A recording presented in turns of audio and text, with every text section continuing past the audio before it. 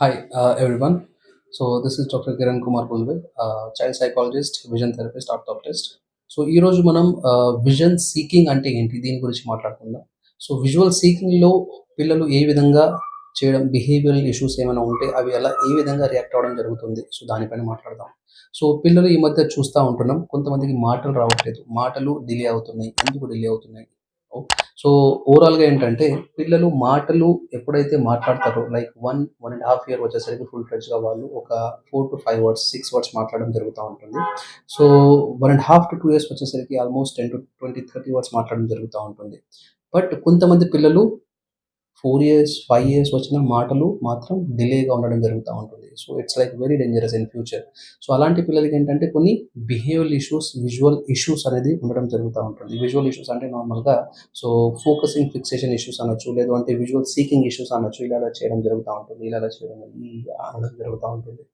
So ఇలాంటి behavioural issues ఏదైతే ఉంటాయో ఆర్ విజువల్ సీకింగ్ ఇష్యూస్ అంటా ఉంటాం. ఇవి అగైన్ చాలా డేంజరస్. సో ఈ వేలో పిల్లలు చేస్తున్నారంటే డెఫినెట్లీ వాళ్ళకి కొన్ని థెరపీస్ అనేది మనం రికమెండ్ చేయడం జరుగుతూ ఉంటుంది. అదే ఏం థెరపీస్? సో ఒకటి విజన్ థెరపీ అంటా ఉంటాం. అండ్ దాంతోపాటు sensor integration or vestibular activities or occupational therapy అనడం జరుగుతూ ఉంటుంది.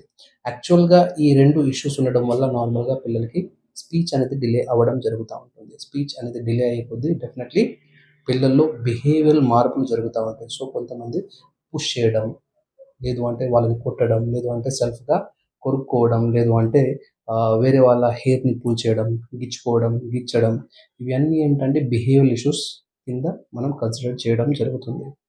సో ఇలాంటి బిహేవియరల్ ఇష్యూస్ ఏంటంటే ఫ్యూచర్‌లో డెఫినెట్‌లీ మనం పిల్లల్ని సొసైటీలో తీసుకెళ్లాలంటే 4 సార్లు ఆలోచించాల్సొస్తుంది.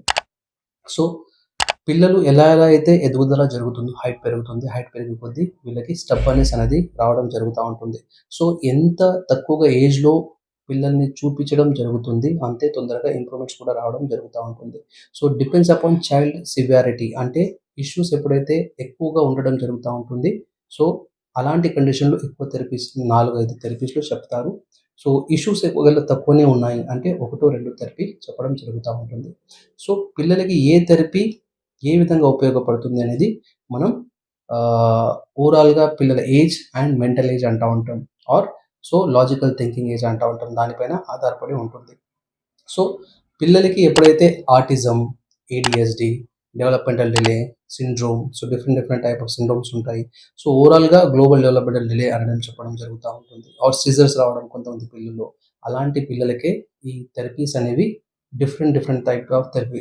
సో ఇదొక థెరపీ, ఇదొక థెరపీ. ఓకే. సో ఇదొక థెరపీ, ఇదొక థెరపీ. సో అలానే ఈ విధంగా ఇలాంటి థెరపీస్ అనేది పిల్లలకి ఇవ్వడం జరుగుతా ఉంటుంది.